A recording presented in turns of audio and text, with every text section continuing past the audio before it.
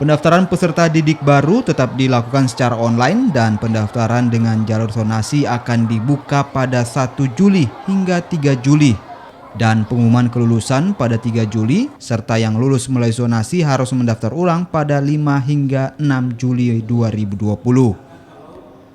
Sementara itu untuk jalur non-zonasi, pendaftaran akan dibuka pada 6 hingga 7 Juli dan pengumuman lulus pada 8 Juli. Serta bagi mereka yang lulus non-zonasi, harus mendaftar ulang pada 9 hingga 11 Juli 2020. Untuk jalur non-zonasi, peserta didik berdasarkan prestasi.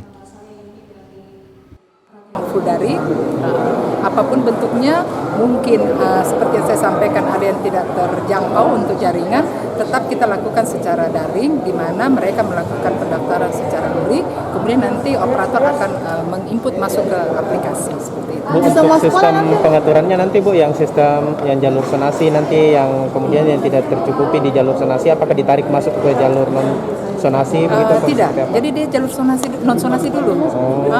Jalur zonasi selesai, yang tidak lulus dia boleh mendaftar di jalur zonasi. Iya, seperti itu. Tiga jalur yang dibuka itu jalur apa saja? Kalau di jalur zonasi, jalur yang dibuka itu bisa disebutkan jalurnya apa saja? Jalur yang non zonasi kan ada 3. Jadi jalur afirmasi, jalur prestasi, dan perpindahan.